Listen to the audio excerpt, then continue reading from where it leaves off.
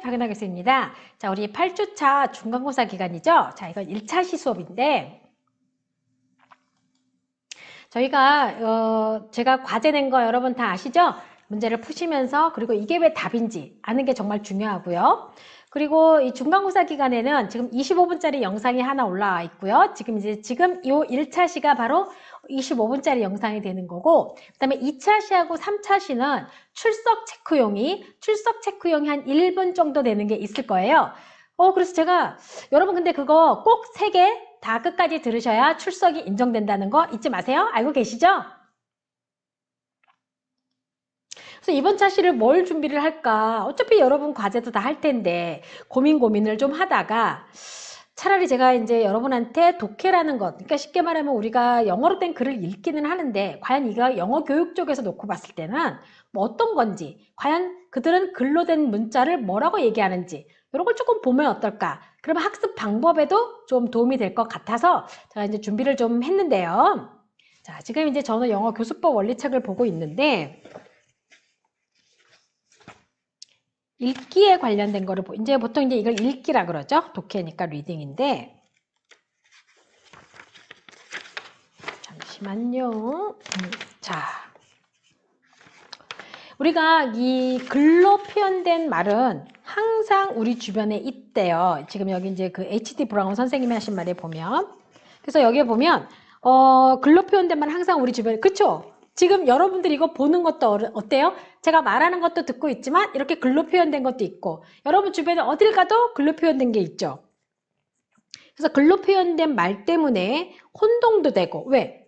내가 그러니까 누군가가 쓴 글을 보고 너무 헷갈리게 써놓으면, 저희도 아까 같은 경우도 다른 교수님 한 분하고 제가 도대체 이게 무슨 얘기인지 모르겠다고 오신 거예요, 저한테. 그래서 저는 이렇게 이해를 했다. 그러다가 안 되니까 제가 담당 조교 선생님한테 전화를 해가지고 다시 확인까지 하는. 자, 그래서 이 글 때문에 혼동하기도 하고, 또 무지를 깨우치기도 하고, 즉 읽어서 이게 이런 거구나 라고 해서 깨우치기도 하고, 또 우울해지기도 하고, 그렇구나 뭐 이런 거 있잖아요. 네, 뭐 내용을 봤을 때. 그리고 또 즐거워지기도 하고, 또한 역겨운 기분도 들고, 그리고 병이 낫기도 하고. 병이 날 수는 있나? 뭐 이거 마음의 병 같은 거겠죠? 매 순간 교육받은 사회의 구성원인 우리는 우리 인생의 중요한 문제들, 심지어는 삶과 죽음의 문제에 대해서도 약 20여 자의 글자들과 소량의 다른 상징들에 의존한다는 거죠. 그만큼 여러분 이 글은 어때요? 우리가 뗄래야 뗄 수가 없다라는 거죠. 그러면서 이 읽기 능력은요, 쓰기나 듣기나 말하기 활동과 연관되면 또 가장 잘 발달될 수 있는 게 바로 읽기 능력이래요. 특히 우리 영어 읽기 쓰기 연습이라는 과목도 있고 제가 이제 그걸 하는데, 쓰기를 잘하면 읽기가 더 잘 돼요. 내가 쓴 글은 잘 읽어지거든요. 특히 이제 우리가 문제가 뭐냐면 외국어잖아요, 영어는. 외국어다 보니까 그 부분에 대해서 우리가 그냥 단순히 한국말 글을 읽고 이해하는 거랑은 달라요. 여러분들은 그 외국어기 때문에 그냥 그 사람들이 써 있는 글의 형태, 즉 낱말이라고 하는 형태소, 알파벳 있는 형태소, 그것만 여러분들이 인식하는 걸로 끝나는 게 아니라 그 내면에 포함되어 있는 의미나 여러 가지들을 여러분들이 다 파악하셔야지 읽을 수가 있는 건 거죠. 그래서 이 언어학적 신호, 즉 여기 나오죠. 글자라던가 형태소라던가 음절이라던가 단어라던가 어구, 문법적 암시, 담화 표시 장치들, 이런 것까지 다 여러분들은 언어학적 신호를 인식하는 게 바로 읽기의 활동이라고 할 수가 있는 건 거죠. 그래서 이런 것에 의거해서 하다 보면 여러분들이 개념을 할 때 장독립성과 장의존성이라는 말을 쓰게 되는데, 이게 무슨 얘기냐면요. 자, 읽기를 하면 독해를 하다 보면 여러분 우리가 시험 볼 때 특히 이제 리딩 지문에 긴 거 나올 때 어떻죠? 세부사항을 묻는 게 있고 전체적인 의미를 묻는 게 있어요. 그러면 내 성격에 따라서 이 글을 읽을 때 세부적인 건 잘 기억하고 잘 그거 하는데 전체적인 거는 보지 못하는 경우가 있고, 또는 전체적인 건 내가 잘 보는데 세부적인 거는 못 보는 경우도 있어요. 그래서 이만큼 똑같은 독해를 하더라도 다르다는 거죠, 보는 관점이. 자, 그래서 500년 전에는 아마 읽기 전문가들이 읽기를 가리키는 최고의 방법은 바로 즉 상징이라던가 음소가 일치되는 거, 음절, 어휘 이런 걸 먼저 가르치고 나서 그 부분들의 합체로 이해를 도출하게 된다고 주장했대요. 자, 이게 무슨 얘기냐면 A, B, C, D가 있어요. 자, 그러면 이제 A, B, C, D가 있으면 그걸 합치니까 world라는 단어가 되고, 그리고 또는 뭐 예를 들어 beautiful도 되고, 자, 이렇게 하나하나를 먼저 하는 거죠. 그러면서 우리는 보통 할 때 요즘은 beautiful도 가리키고 world도 가리키고 그다음에 man도 가리키고 woman도 가리키고 boy도 가리키고 걸도 이렇게 따로따로 다 이제 일단 단어를 먼저 열심히 공부를 시켜요. 그런 다음에 얘네를 이제 문장을 자, I도 가리키고 you도 가리키고 she도 가리키고 동사 is도 가리키고 are도 가리키고 그 다음에 또 뭐 drink도 가리키고 저처럼 이렇게 explain도 가리키고 이렇게 다 분절분절 가르쳤어요. 그 다음에 그거를 어떻게 하는 거죠? 합체로부터 이해를 도출하게 만든다고 생각하시면 돼요. 즉 여기저기서 배운 걸 합체해서 도출한다고 생각하시면 이게 바로 예전에 가르치는 거였으면 읽기 교수에 대한 보다 최근의 연구 결과에 보면 요즘은 그게 아니라 성공적인 교수 방법에서 중요한 것은 뭡니까? 과정이 중요하다는 거예요. 그래서 독자는 한 초점에서 다른 초점으로 끊임없이 변화하고 있을 법한 의미를 예측하기 위해서 자, 여기서 이제 뭐냐면은 이게 어떤 문서를 처리하는 그런 여러분한테 내가 상향적하고 하향식이라는 말이 어려워서 안 쓰려고 하려고 하다 보니까 이제 이 말이 지금 됐는데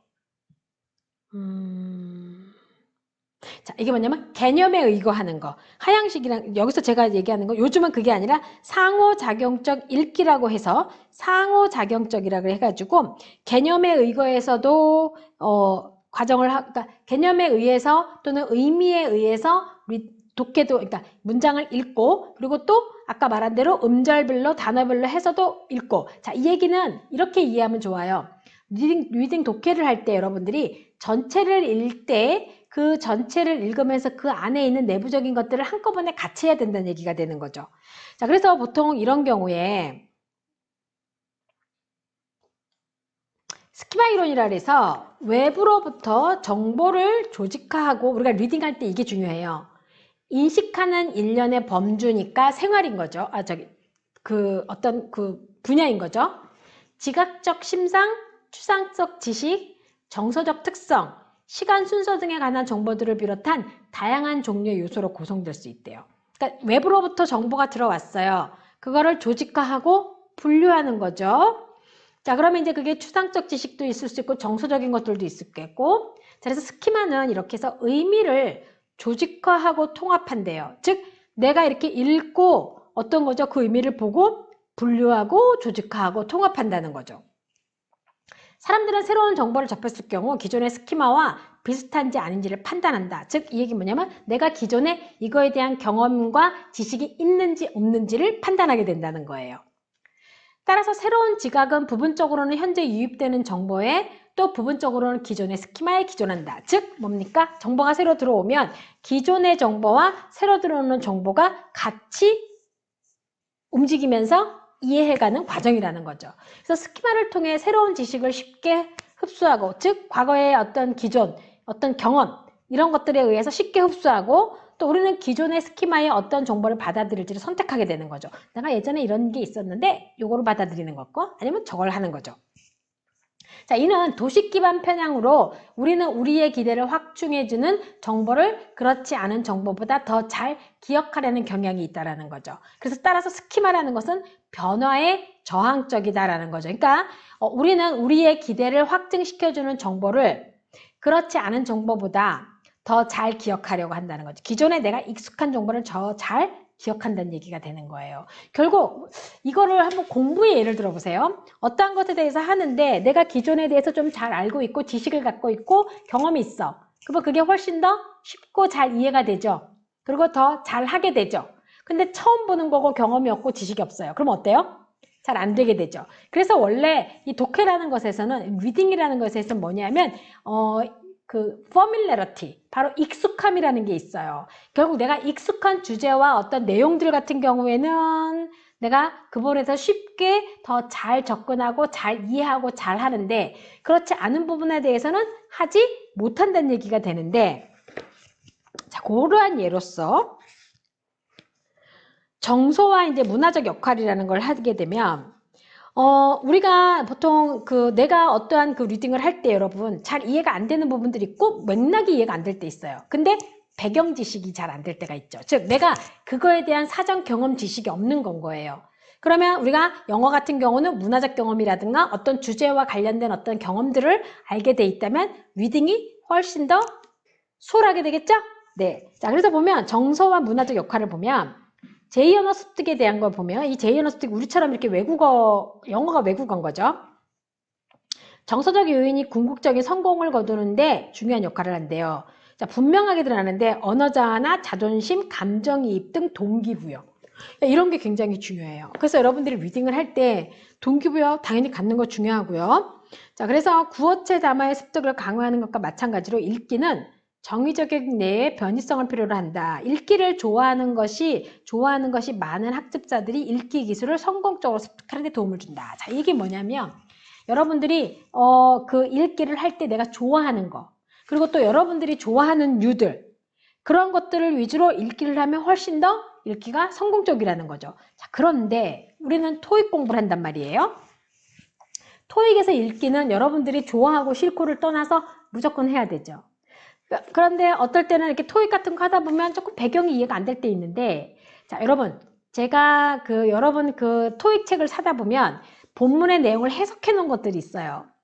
자, 잘 이해가 안 될 때는 그 해석해 놓은 거를 보세요. 그러면 그 비즈니스적인 관련된 것들에 뭐가 되냐면 내가 익숙해져요. 아, 이런 거구나. 즉 여러분들은 아직 공부를 하고 있을 뿐이고 회사를 다니지 않았기 때문에 어떤 발생했던 것들, 비즈니스적인 측면에서 발생했던 것들이 이해가 안 될 수도 있거든요. 그럴 때 여러분들은 한글로 된 배경을 좀 읽고 그리고 영어를 읽게 되면 훨씬 더 수월하게 할 수가 있는 건 거죠. 여기서 뭐냐면 리딩을 내가 동기부여를 가서 읽고 그 다음에 내가 자존심도 그러니까 감정이입도 해서 읽고 이렇게 함으로 있어서 좀 더 좋아하는 걸 읽고 하면서 성공적인 결과를 얻는다라는 거죠. 이게 정서적인 면이에요. 그리고 또 강력한 동기부여, 이거 굉장히 중요하죠. 동기부여는 모든 학습의 뭐라 그럴까 기본인 것 같아요. 이게 없으면 내가 이걸 왜 해야 되는지를 모른다는 거죠. 자, 여러분, 남들이 토익을 다 하니까 내가 토익 한다고 생각하지 말고 내가 이 토익을 가지고 무엇을 할 것인지를 한번 생각해 보세요. 그런데 요즘은 무엇을 할 것인지를 떠나서 사회가 또 요구하는 게 토익이에요. 이것만으로도 여러분들이 토익을 해야 되는 동기부여가 되는 거죠. 이유가 되는 겁니다. 무슨 얘기인지 아시겠죠? 자, 그래서 우리는 단순히 인지 요인만이 제2언어로 읽는 사람들의 최후의 성공을 설명할 것이라고 가정할 수는 없죠. 이것만 할 수는 없는 건 거죠. 그리고 이제 문화적인 역할도 있고, 자, 그 다음에 이제 확장형이라는 것이 있는데, 학생이 읽기 능력이나 언어학적 능력이나 어휘나 철자나 쓰기 등에서 이득을 보는 비결이 된다는 사례인데 읽기가 두 가지가 있거든요. 자, 뭐냐면 재미로 읽는 것과 모르는 것, 그래서 모르는 단어들을 찾아보지 않고 읽는 것, 둘 다 전체적인 언어 능숙도와 서로 연관이 되어 있대요. 그러니까 여러분들이 토익을 사실은 재미로 읽을 수는 없잖아요. 시험을 봐야 되니까 여러분들이 좀 신경 써서 읽을 필요도 있는데 모르는 단어들을 찾아보지 않고 읽을 수 있어요. 왜냐하면 앞뒤 문맥에 따라서 추측할 수는 있죠. 하나, 우리는 시험을 봐야 되기 때문에 모르는 단어는 찾아보세요. 알아야 돼요. 그래야지 우리가 훨씬 더 시간 안에, 타임이 정해진 시간 안에 문제도 풀 수가 있는 건 거죠. 그래서 요거 이제 제가 말씀드리는 거는 읽기에 관련된 연구들이 이런 게 있는 건 거예요. 그러니까 학생들이 재미로 읽는 거랑 모르는 단어 안 찾아보고 하는 거랑 과연 어떤 연관이 있는지 뭐 이런 것들을 연구하는 것들인데 저는 이제 토익에 연결시킨다면 여러분들이 사실 토익에 나오는 리딩은 그러니까 재미로 읽는 건 아니잖아요. 시험을 봐야 되기 때문에 하는 거고 또 단어를 모르고 그냥 앞뒤 문맥에 따라 추측하는 소설을 읽는 게 아니거든요. 그래서 저는 여러분들이 학습이라는 걸로 토익을 좀 마주했으면 하는 마음입니다. 자, 그리고 이제 성인들 같은 경우가 이제 문자 해독 능력 훈련이라는 건데 이게 무슨 얘기냐면 그 ESL 교재, 우리 같은 경우가 ESL에 좀 해당되기도 하죠. 그래서 보통 이제 문자 해독 능력 수준은 뭐냐면 이걸 한번 예를 들어 볼게요. 미국 해안에 도착하는 상당히 많은 수의 이민자들은 미국에 도착하는 이민자들이 있죠. 그래서 미국에서는요, 그 이민자들을 위한 영어 수업 프로그램, 그게 바로 ESL 프로그램이에요, 사실은. 우리는 EFL이에요, 여러분. English as a Foreign Language입니다. 영어가 외국어고요. English as a Second Language라고 하는 경우는 그 사람들 같은 경우는 이제 그 나라에 와서 영어를 쓸 거기 때문에 세컨드 랭귀지가 되는 거고, 또 어떤 나라 같은 경우는 본인들이 쓰는 단어가, 원어가 있고, 그러면서 다시 영어를 그 모국어처럼 사용할 수 있게 다양하게 사용하는 것들이 바로 세컨드 랭귀지, 두 번째 언어인 거죠. 그래서 이민자들은 자신의 모국어를 읽고 쓰지 못하기 때문에 특히 영어를 가르치는 데 있어서 특별한 문제점을 제시하고 있다. 이게 뭐냐면요, 모국어를 모르면 외국어를 할 수 없다고 괴테가 그랬어요. 즉 이민자들이 왔는데 이건 좀 옛날 이제 설명이긴 하지만 이제 이민자들이 어떻겠어요, 여러분? 이민을 가서 우리도 예전에 이민 갈 때 보면 뭐 뛰어난 사람들이 간 게 아니라 내가 미국이라는 곳에 가서 좀 뭔가를 해보겠다라는 마음으로 가다 보니까 고등교육을 받지 못한 경우도 많거든요. 그러다 보니까 자기네 모국어 글을 쓰지 못하다 보니까 영어도 할 수가 없다라는 거죠. 자, 그래서 기능 중심 접근법과 뭐 이거는 이제 우리 그냥 영어 교육이고요. 그래서 문자 이런 것들이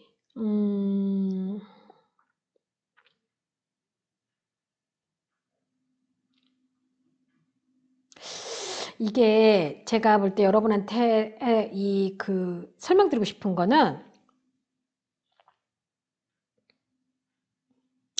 이 성인의 문자들, 이렇게 지금 이민자들 얘기를 들었잖아요. 근데 이 이민자들이 모국어를 몰라서 사실은 외국어도 배울 수 없다라고 했는데, 이렇게 문자 해독 능력을 지도하는 것은 특별한 연구와 실습의 장인데, 이게 그쪽 분야인데, 이것은 연구에 대한 많은 심리 언어학적이고 교육학적인 영역으로부터 통찰을 이끌어내고 있다. 결국 이게 학습의 일대도 이게 아까 정서적인 면들이 있었잖아요. 동기부여라든가 이런 거. 심리학적이거나 어떤 그런 교육학적인 면에서도 이렇게 리딩을 볼 때는 뭐라 해야 되나, 접근을 할 때 그렇게 접근을 해서 리딩을 할 수 있도록 해줘야 된다는 거죠. 그러니까 여러분들이 지금 토익 독해를 할 경우에는 어떻게 되는 거냐면 여러분들이 그냥 토익 독해를 단순하게 하는 것이 아니라 문자를 해독하는 걸로 끝나는 게 아니라 그걸 또 이해를 해야 되니까 그 과정에 있어서 배경도 이해를 해야 되고 여러 가지 많은 것들을, 그러니까 위에서 아래로도 내용을 볼 줄 알고 세부적으로 내용을 볼 수도 있고, 그러니까 여러분들이 세부적으로 내용을 보다가 보면 어느 날 문제 딱 보다가 맞다, 여기서 말하는 주제를 놓쳤네? 이렇게 생각하기 쉽거든요. 자, 전체를 읽으면서 안에 세부 내용까지 파악하는, 그렇게 해서 그걸 여러분들이 정보와 체계로 한다는 얘기인 거죠. 자, 이게 보통 이제 리딩이라는 것을 학자들이 이런 식으로 경험을 해놓은 거예요. 근데 결국 우리는 이 과정을 이해하고 해석하고 찾아서 문제풀이를 해야 되는 거거든요. 토익 독해는. 그 리딩인 거죠. 토익 RC니까. 여러분들이 이걸 이것도 연습이 돼야 가능하다 보니까 습관화가 되게 해놓으면 나중에 토익 독해 시험 볼 때도 훨씬 더 수월하게 하실 수가 있는 거죠. 자, 즉 토익은요, 여기서 말하는 것처럼 그냥 과정으로만 하기에는 뭐죠? 시험이잖아요. 우리는 이러한 과정에 있는 어떤 읽기라는 것을 시험에다 접목을 시켜서, 토익이라는 것을 접목시켜서 여러분들이 그거를 동기부여도 주고, 그리고 내가 빨리 풀고 해석하고, 그래서 넓게 주제도 보고 세부사항도 풀고, 그렇게 하실 수 있어야 된다는 거죠. 자, 여러분, 토익 독해를 하시면서 여러분들이 좀 힘든 점들은 제가 볼 때 중간중간에 해석이 좀 안 되는 부분들도 있을 거라고 생각이 들어요. 만약에 뭔가를 공부를 하다 보면. 자, 그래서 내가 하다가 막혔어요. 공부를 하다 보니까. 그리고 문장이 좀 길고 복잡해. 그런 문장은 반드시 뜯어서 분석을 해봐요. 우리가 이 문장 구조를 뜯어보는 거 원시적인 방법 아니에요. 즉 그 문장 구조를 이해함으로 인해서 문장에서 의미하고자 하는 내용을 알 수가 있거든요. 즉 문법 언어이기 때문에 영어는 그 의미를 문법적으로도 의미를 전달할 수 있습니다. 물론 단어와 함께. 즉 그게 무슨 얘기냐면 I forget to go there, I forget going there. 두 개의 문장이 있죠. 문법적으로 의미가 달라요. 자, I forget ing는 내가 거기에 갔었던 거를 잊어버린 거고요. I forget to go there는 나 거기에 가야 될 거를 깜빡하고 잊은 거예요. 자, 문법적으로 다른 게 서로 다른 의미를 내포하고 있죠? 자, 그만큼 이 리딩이라는 것은 여러분들이 하시다가 쓱쓱쓱쓱 해석이 되는 부분은 넘어가지만 그렇지 않은 부분들은 분석을 하시는 거고 끝까지 안 되는 부분, 단어는 사전 찾으면 되는 거거든요. 단어는 오히려 문제가 안 돼요. 사전 찾으면 되니까 혼자 공부할 때 이런 구조적인 것들. 그런 것들은 부딪히게 되면 여러분들이 좀 힘들어지겠죠? 자, 그럴 때 여러분 저를 이용해서 또 공부를 하시면 되겠죠. 자, 그러면 이제 제가 이제 조금 더 시간이 남아서 말씀드리면 토익 책을 여러 권 하지 마시고 리딩 책을 시험을 보실 거면 리스닝은 이제 제가 뭐 다른 수업에서도 말씀드렸지만 계속 반복해서 듣고 말하기 하면 되는데 리딩 독해 같은 경우는 단어도 여러분 단어를 어떻게 합니까? 보통 단어장을 공부하죠? 사서 하지 마세요.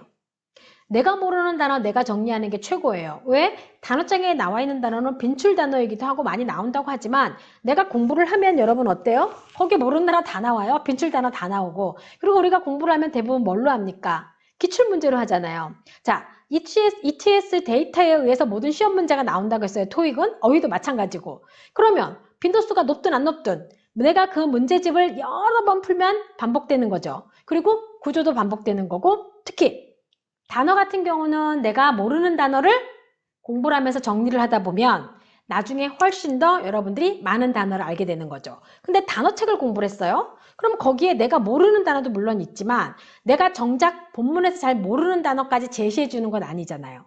그쵸?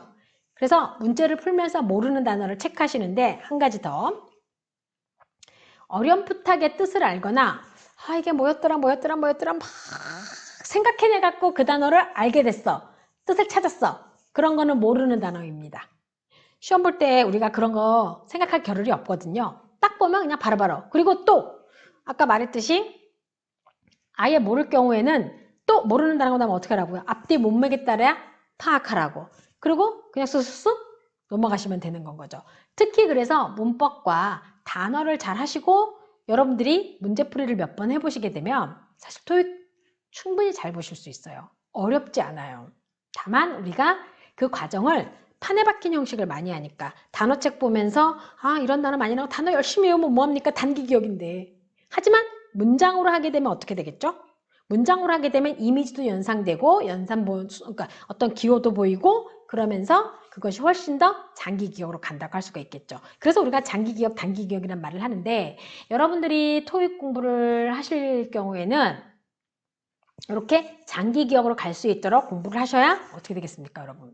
시험을 보실 수가 있죠, 가서. 그쵸? 그래서 이번 토익은 지금 수업에서는 토익 독해 부분을, 리딩 부분만 다르긴 하지만 여러분들이 좀 이렇게 제 말을 염두에 두고 이게 바로 리딩의 개념이구나. 이 과정을 하는 거구나. 배경 지식도 필요하고 과거의 경험과 기억들이 또 이렇게 도움을 주는구나 라고 이해를 하신다면 훨씬 더 리딩 하시기가 좋을 거예요. 제가 지금 이게 이제 우리 출석용은 이제 뭐 간단하게 할 거고, 지금 1차 시는 시험 기간인데 어떤 내용을 좀 하면 좋을까? 고민을 좀 하다가 그냥 학습 방법에 대한 걸 좀 하면 좋겠다. 그래서 리딩이라는 것이 사실 이게 지금 제가 이렇게 해놓은 거에 보면 여러분 요거 우리가 원어민들 대상으로 한 리딩이에요. 이게 이런 내용들이. 그러니까 원어민들도 쉬운 게 아니죠. 그러니까 우리는 어떻게 했어요? 더 어렵죠. 그걸 우리는 근데 참 여러분들이 열심히 하면 극복할 수가 있는 겁니다. 여러분 잘하실 수 있어요. 무슨 얘기인지 아시겠죠? 그래서 좀 힘들 때는 천천히, 잘 될 때는 더 열심히 하셔가지고 나의 최종 목표 몇 점 정하는 거예요. 그리고 공부하시고 그리고 이해가 안 되는 부분은 뭐 저를 이용해서 질문도 하시고 또 여러 가지 강의들도 많이 보시고 근데 무엇보다도 문법이 확실하게 되어 있으면 여러분 어때요? 리딩이 훨씬 더 구조적으로 잘 돼요. 그리고 단어는 당연히 외우셔야 되겠죠. 단어는 물론 앞뒤 문맥에 따라서 할 수 있지만 그렇다고 단어를 막 거의 다 몰라. 그런 상황은 안 되겠죠. 어느 정도 알고 좀 모르는 단어, 우리가 모든 단어를 다 외울 수는 없으니까.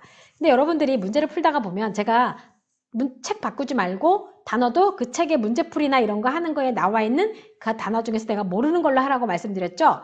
하시다가 보면 여러분이 뭐가 생기냐면 눈에 익는 단어들이 보여요. 그런 게 빈출 단어예요. 근데 그 눈에 익는 단어가 끝까지 내가 생각이 안 나. 그러면 어떻게 되는 겁니까? 다시 공부하고 외워야죠. 그 단어가 중요한 겁니다. 안 그러면 장애물이 되는 거죠. 그게 장애물이 되는 거예요. 우리가 영어 교육에서 얘기할 때 장애물이라고 얘기해요. 모르는 단어가 나오는 거, 막히는 거, 그거 장애물이에요. 무슨 얘기인지 아시겠죠, 여러분? 자, 아마 다소 여러분들한테 용어 자체나 이런 것들이 좀 어렵고 제가 읽어주는 내용들도 좀 헷갈렸을 수도 있어요. 하지만 어쨌든 토익 독해는 열심히 공부하면 된다는 거 아시겠죠?